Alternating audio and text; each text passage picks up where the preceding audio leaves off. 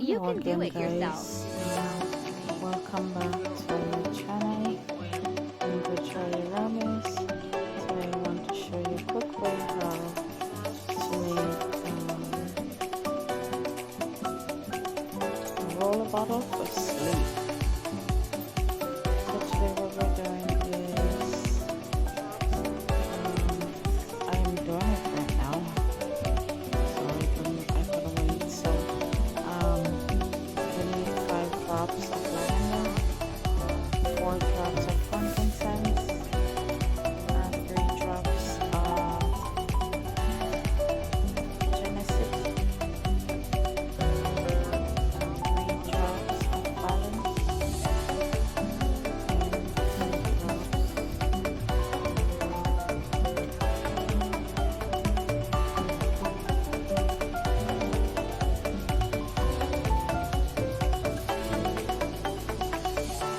So as you can see, we have all the ingredients here, and so what I'm doing is putting it together.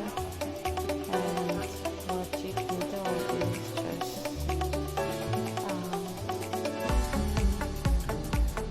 top it off with a carrier oil, whatever oil you want to use.